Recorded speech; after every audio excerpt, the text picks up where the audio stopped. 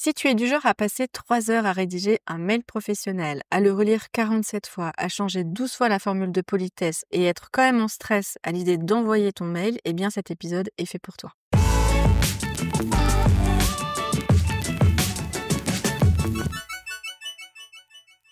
Bonjour à toutes et à tous, c'est Amandine, j'espère que vous allez bien. Bienvenue dans ce nouvel épisode d'Aussitôt Libre. Aujourd'hui, on va parler d'un sujet que je connais ma foi fort bien, qui est le perfectionnisme. On va parler ensemble de comment j'ai appris, et que j'apprends encore d'ailleurs, à dompter ce besoin de perfection. Qu'est-ce qui se cache derrière ce besoin? Et surtout, on verra ensemble 3 outils que j'utilise dans mon quotidien pour finalement dompter, on va dire, ou avancer dans mes projets et dans ma vie. Donc pour commencer, j'avais envie de t'avouer quelques-uns de mes petits moments de folie, des moments où tu sais, tu te dis: «Non mais tu sérieuse là en fait, Branget? C'est n'importe quoi». Un jour, j'ai téléchargé un document PDF qui devait me servir en fait de document de travail. Rien de foufou, c'était juste voilà un document avec des informations qui m'intéressaient. Et au bout de peut-être, je sais pas, 15-20 minutes, à un moment donné, je me suis rendu compte qu'en fait, j'étais en train de mettre en page ce document, le document que j'avais téléchargé, hein, l'outil de travail. J'étais en train de refaire la mise en page en fait de ce document, de corriger les fautes d'orthographe, d'améliorer certains mots, enfin bref. Et à un moment donné, je me suis dit: «Mais non, mais n'importe quoi, en fait. C'est un document de travail. À quoi ça sert de perdre ton temps, en fait, à travailler ça? Passe du temps à travailler ton document final, en fait». Il y a aussi ma relation avec Notion. Alors pour ceux qui ne connaissent pas Notion, en fait, c'est un outil qui est vraiment génial pour organiser tout ton travail ou toute ta vie, parce qu'il y en a beaucoup qui l'utilisent aussi à titre personnel. Pour info, ils sponsorisent absolument pas cette vidéo, donc je vais pas vous partager de liens, de code promo ou autre.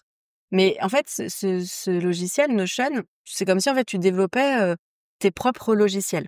Voilà, tes propres logiciels ultra personnalisés, adaptés à ce que tu as besoin, et cetera, et cetera. Donc sur le papier, c'est quelque chose de génial, de top. Mais pour une perfectionniste comme moi, c'est pas facile. Je dois en être à ma 272 millième version. Je passe mon temps à changer la disposition des blocs, à changer la couleur des textes, à changer les icônes, les images, enfin bref, comme si en fait ce que je cherchais, c'était un logiciel qui soit à la fois beau et pratique. Mais spoiler alerte, ça l'est toujours pas. Et pourtant ça fait, allez, 3 ans, 2 ans, 3 ans que j'utilise le logiciel Notion. Donc vraiment, je pense que c'est un travail de tâche et de fond qui va prendre du temps. Pareil pour mes sites internet. Moi, j'ai créé plusieurs sites internet. Par exemple, j'ai créé le site amandinebranget.fr qui me permet de me présenter et de présenter en fait les différentes activités que j'ai au quotidien. Il y a le site perceptionpsy.fr qui lui est le site internet en fait pour mon cabinet, mes séances individuelles, que ce soit en présentiel sur Angers ou en visio. Il y a le site de OARE, l'association que j'ai créée, dont je t'ai parlé il y a 15 jours, et je suis en train de développer depuis quelque temps maintenant un autre logiciel, n'importe quoi, un autre site internet pour justement toute la partie formation en ligne que j'aimerais développer et que je vois ça plus à l'horizon, on va dire 2025. Donc tout ça pour dire que j'ai quand même créé plusieurs sites internet, mais je ne sais pas combien de temps j'ai pu passer à modifier, remodifier, re-remodifier, que ce soit les images, les textes, la mise en page des pages, etc. Pour au final, en fait, me rendre compte, lorsque j'ai des personnes que j'accompagne et pour la première fois et que voilà, je leur demande si comment est-ce qu'ils m'ont connue, etc. La plupart, en fait, me disent qu'ils ne sont même pas allés voir le site internet, déjà. Ou éventuellement, ils sont allés voir le site, mais ils ont juste lu les premières lignes, ça leur a parlé. Donc du coup, ils ont pris rendez-vous avec moi. Et donc en fait, quand je vois le temps que j'ai pu passer à développer ces sites-là, mais en fait, je me fatigue, quoi. Je me fatigue en me disant: «Mais finalement, j'ai oublié que c'était quoi l'essentiel?»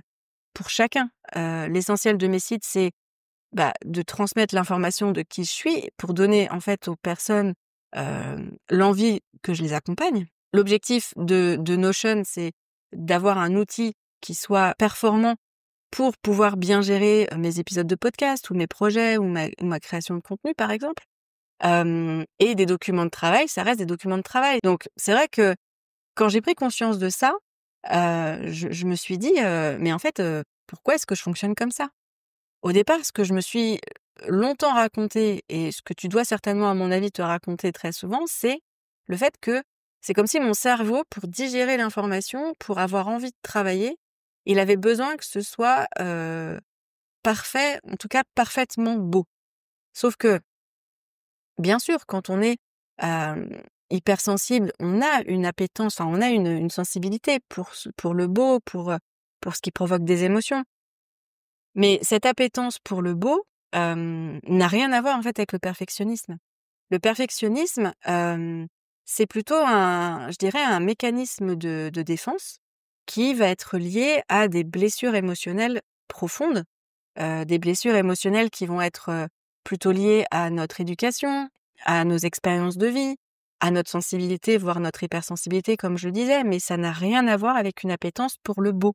Des personnes qui ont reçu une éducation autoritaire, une éducation qui est basée sur le mérite, une éducation qui est basée sur la réussite, eh bien, ça va avoir tendance à développer l'idée que pour être aimé, il faut être parfait. Il faut réussir tout ce qu'on entreprend. À l'inverse de ça, on a l'éducation permissive, où là, ça peut ancrer l'idée que le fait d'être parfait, c'est un moyen d'exister aux yeux de l'autre. Puisque lorsqu'on est parfait, lorsqu'on fait les choses bien, eh bien, en fait, on peut recevoir des compliments. Et le fait de recevoir des compliments, d'ailleurs, c'est ce qu'on cherche généralement. On recherche les compliments. Même si on se l'avoue pas, mais on les recherche. Et les compliments font que, on se dit: «Ah, l'autre a remarqué mon travail, donc in fine a remarqué que j'existe». D'accord? Donc en fait, ce qu'il faut comprendre, c'est qu'une éducation ou des expériences, hein, basées uniquement sur des félicitations ou une reconnaissance de ce que l'on fait de bien, eh bien, ça va venir ancrer, en fait, notre croyance que l'amour des autres est conditionné et proportionnel même au degré de perfection qu'on va avoir. Et c'est cette croyance-là, en fait, qui va venir alimenter, exacerber, titiller des peurs que l'on a. Par exemple, si je prends l'exemple de la peur de l'échec. Chez les perfectionnistes, la peur de l'échec, elle est très, très, très présente. La peur de l'échec, c'est quoi? C'est de se dire: «Si j'échoue, alors j'aurai moins de valeur aux yeux des autres». La peur du rejet, même schéma, c'est ce que j'expliquais tout à l'heure, c'est si je ne suis pas parfait, alors l'autre ne pourra pas ou ne voudra pas m'aimer. Tu as peur de la vulnérabilité parce que le fait de ne pas être parfait, tu peux recevoir des critiques. Et si tu reçois des critiques, eh bien, tu vas ressentir de la honte ou faire face à de l'humiliation. Et ça, c'est des choses que tu ne te sens pas apte et capable de recevoir. Et comme tu n'es jamais satisfait de ce que tu fais, comme tu ne te trouves jamais assez bien, eh bien, en fait, tu vas chercher continuellement à repousser tes limites, à repousser ta connaissance, à repousser ce que tu sais faire. Et en cherchant à repousser tes limites, tu vas augmenter ta frustration parce qu'en fait, tu ne seras jamais contente de ce que tu fais, jamais content ou contente de ce que tu fais. Et comme tu finis par ressentir beaucoup d'anxiété, à procrastiner ou à être vraiment épuisé, eh bien, ça va venir alimenter en fait cette croyance que tu as que tu n'es pas parfait ou parfaite, à cette vision imparfaite en fait de toi. Et tout ça, ça va réduire petit à petit ta confiance en toi et ta capacité à mener à bien les projets. Et c'est là où se met en place finalement le petit cercle vicieux comme on les aime bien. Donc, comment on fait pour sortir de ce cercle vicieux? Eh bien, tout simplement en revenant à une vision plus objective de ce que tu fais, donc de ton projet, des actions qui sont à mener sur ce projet, à prioriser finalement l'essentiel pour mener à bien ton projet, à lâcher prise sur les détails. Et du coup, pour lâcher prise sur les détails, c'est en apprenant à accepter l'imperfection et tout ce que ça vient provoquer en toi émotionnellement. Et pour ça, il faut que tu développes une tolérance à l'imperfection. Donc c'est vraiment ce qu'on va voir maintenant, c'est les outils que moi j'utilise dans mon quotidien pour vraiment finalement me rendre compte, en fait, casser cette croyance que si je ne fais pas les choses parfaitement, alors ça ne va pas plaire aux autres. Alors l'outil numéro 1 que j'utilise, c'est une version réinventée du 80-20. Le 80-20, c'est la loi de Pareto. Alors pour ceux qui connaissent pas, je vais expliquer rapidement. En fait, la loi de Pareto, c'est une méthode pour optimiser ton organisation et ton travail. Et en fait, elle consiste à prioriser, donc à identifier et à prioriser les 20% d'efforts qui amènent 80% des résultats. Et en fait, moi, je l'utilise un petit peu, je prends un peu le contre-pied, en fait, de cette méthode 80-20. Et l'idée, c'est que, dès le départ, en fait, je définis pour un projet ou pour ou pour une idée, voilà, que ce soit dans ma vie pro ou perso d'ailleurs, je vais définir les 80 qui vont me permettre en fait d'aller jusqu'au bout de ce projet. D'accord? Et pour les 20 restants, eh bien, eux, ils vont être consacrés à tout ce qui va être finition, à tout ce qui va être amélioration, mise en page, les petits détails, etc. Et pour ces 20 je vais fixer un temps raisonnable. Donc, je donne un exemple. Si ça te prend 1 heure de créer quelque chose, eh bien, tu passeras 15 minutes sur les détails, les finitions, etc. Et une fois le temps écoulé, stop. Tu envoies, tu partages, tu publies, tout dépend ce qui est prévu, ou tu arrêtes tout simplement ce que tu es en train de faire. Même si ce n'est pas parfait. Je vais te donner 2 exemples. Un dans la vie perso, un dans la vie pro. Dans la vie perso, tu veux organiser une soirée entre amis, d'accord? Pour être sûr que cette soirée entre amis puisse avoir lieu et se passe bien, eh bien les 80 essentiels, ça va déjà être d'inviter les gens. Ça va être d'établir le menu, de faire les courses en conséquence, éventuellement de réfléchir à des jeux que vous pourriez faire durant la soirée. Et les 20 de ce projet, ça va être par exemple d'identifier d'identifier ou en tout cas de trouver un autre plat un peu plus original que ce que vous faites à chaque fois. Ça va être de peaufiner par exemple une décoration si tu as envie. Même si ta cuisine n'est pas propre ou ta chambre n'est pas bien rangée ou je sais pas quoi, crois-moi que la soirée se passera très bien. Puisqu'en fait, tes amis ne viennent pas passer une soirée avec toi pour ça. Ils viennent pour toi, pour être avec toi, pour partager un moment ensemble. Et c'est ça qui est le plus important, c'est ça l'essentiel. Dans la vie pro, l'exemple, c'est si tu dois, je sais pas moi, rédiger un rapport ou une présentation, les 80 essentiels, ça va être d'avoir une structure de présentation qui soit claire, d'avoir un contenu qui soit pertinent, d'avoir des points clés qui soient bien expliqués, une orthographe globalement correcte, et les 20 secondaires, eux, ça va être de peaufiner la mise en page, de vérifier encore et encore l'orthographe éventuellement, ou d'avoir un style d'écriture un petit peu différent de ce que tu fais habituellement en fonction de l'objectif de ce rapport ou de cette présentation. Mais moi, je me souviens quand j'étais étudiante, donc il y a pas si longtemps finalement, quand j'étais étudiante en psycho, mais il y a certains PowerPoint de profs, mais mon Dieu, je me disais: «Mais c'est pas possible en fait, c'est pas possible. Comment on peut montrer ça à des étudiants?» Mais aujourd'hui, avec le recul et avec toute ce travail que je fais sur moi, je me rends compte qu'en fait, le plus important à ce moment-là, c'est pas la mise en forme du document. Le plus important, ça va être que l'information que le prof cherche à transmettre soit donnée aux élèves. Ensuite, l'outil numéro 2 que j'utilise dans mon quotidien, c'est un outil dont je t'ai déjà parlé en fait dans l'épisode 1, que je t'invite d'ailleurs à regarder, c'était sur la thématique de oser dire non. C'est l'outil du journal de bord. Alors dans l'épisode 1, je l'avais appelé le journal des limites. Ici, on pourrait s'amuser à se dire, je vais l'appeler le journal des moi et ça passe, d'accord? L'idée quand je parle de journal, c'est pas forcément d'écrire, même si je trouve que c'est intéressant d'écrire parce que ça permet derrière de pouvoir relire. Et je le redis encore une fois, mais le cerveau a tendance à retenir ce qui est négatif et à oublier ce qui est positif. Donc le fait d'écrire les choses positives, ça permet en fait de le relire et de se dire: «Ah oui, c'est vrai que j'avais fait ça, c'était pas mal et tout». D'accord? Donc mais bon, tu pas obligé si t'as pas envie. Vraiment l'idée, c'est juste de t'accorder du temps chaque jour pour identifier en fait les 3 choses que tu as faites dans ta journée et qui étaient OK. D'accord? Pas parfaites, juste OK. Et d'observer en fait comment finalement ce que tu as fait qui était OK, a quand même permis d'aider des gens ou a quand même été bénéfique pour avancer dans un projet. Et l'idée c'est que toujours pareil, tu puisses ressentir en fait cette satisfaction, même si au départ elle est timide, mais que tu puisses ressentir cette satisfaction de te dire: «Ouais, quand même, en fait, c'était pas mal». Enfin, voilà, c'était pas parfait, mais c'était pas mal. D'accord? L'outil numéro 3, je l'ai appelé le challenge du «ça passe». L'idée, c'est pareil, c'est chaque jour, c'est de t'obliger à réaliser une tâche sur un temps très court. Donc, en fait, tu vas aller à l'essentiel.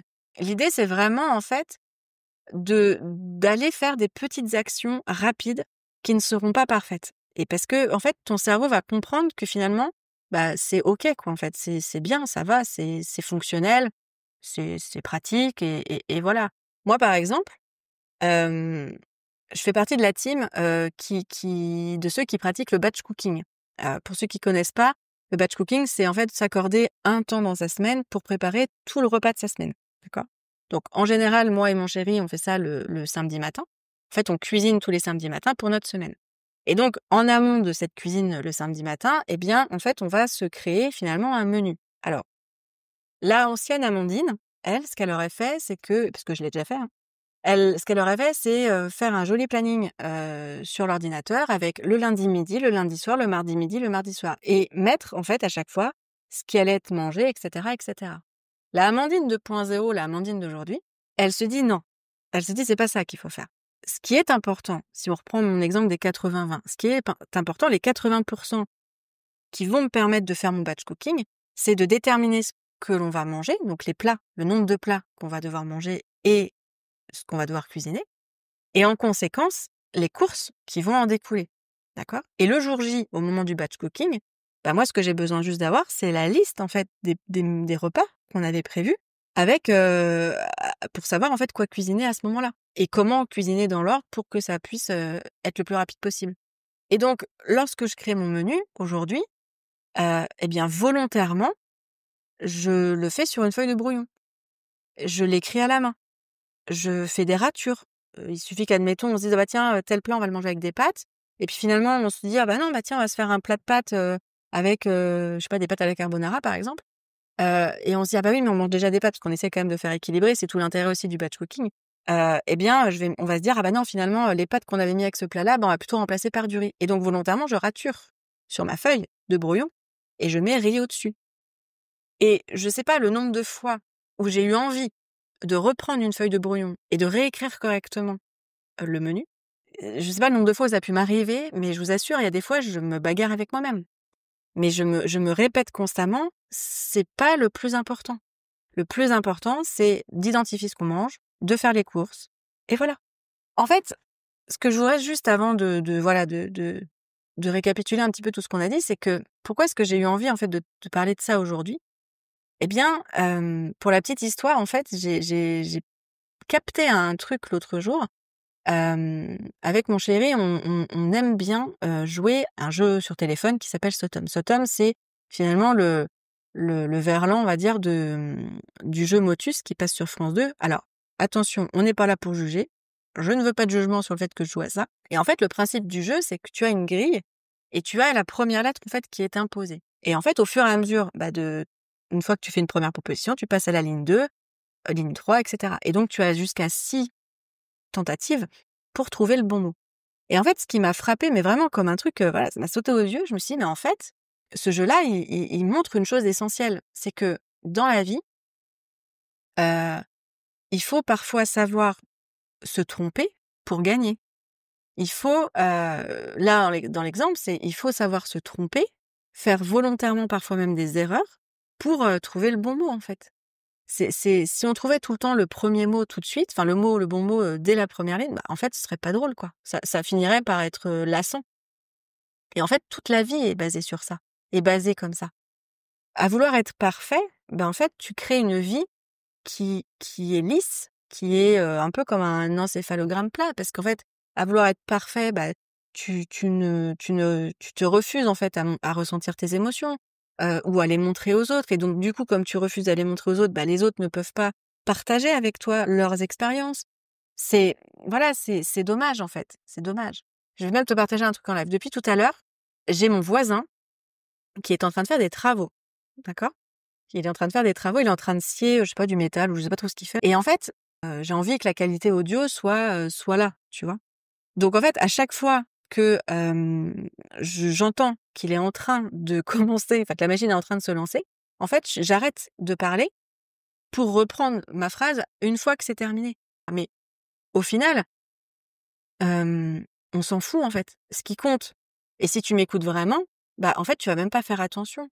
Tu vois, dans les précédents épisodes que j'ai tournés, si je prends, l'exemple de l'épisode 3 que j'ai tourné, alors c'était pas mon voisin qui faisait des travaux, c'était la grêle, enfin la pluie grêle qui tombait et en fait, à un moment donné, quand tu prêtes attention à l'environnement dans lequel je suis, tu entends, en fait, à un moment donné, la pluie qui tombe. C'est pas pour autant que tu apprécieras pas l'épisode. Enfin, en tout cas, j'espère. Si c'est le cas, dis-le moi en commentaire. Voilà et en fait, tout ça pour dire que je vais conclure parce que l'épisode commence à être un peu long, mais Tout ça pour dire que la vie est comme ça. Ce qu'il faut que tu comprennes, c'est que c'est parce que justement la pluie existe que tu apprécies le soleil. C'est parce que le froid existe que tu apprécies la chaleur. Et inversement d'ailleurs, c'est parce que la chaleur, les canicules existent que quelque part, quand il fait meilleur le soir, on est content, alors qu'il fait plus frais. C'est parce que les contraintes dans la vie existent qu'on aime, qu'on apprécie en fait les vacances, qu'on apprécie le temps libre, etc. Donc vraiment, le perfectionnisme n'a absolument rien à voir avec la vraie vie en fait. Et au contraire, c'est parce qu'il y a de l'imperfection que la vie est aussi belle en fait, vraiment. Même si parfois on passe par des moments compliqués. Parfois il y a des situations où on se dit zut quoi, enfin. Mais c'est ça aussi qui fait que derrière, on apprécie autant les bons moments où tout se passe très bien. Donc pour conclure sur cet épisode, ce que tu dois retenir, c'est quoi? Vouloir que tout soit parfait ou être parfaite, ce n'est absolument pas lié à cette appétence pour le beau, c'est plutôt lié à des blessures émotionnelles qui sont profondes et qui là, pour le coup, méritent d'être travaillées. Que la perfection, tu l'auras compris, c'est l'ennemi du faire, puisque mieux vaut un projet imparfait qui a abouti à 80% qu'un projet parfait qui ne reste que dans ta tête. Si moi, j'avais attendu d'être parfaite pour le métier de thérapeute, mon cabinet serait toujours pas ouvert en fait.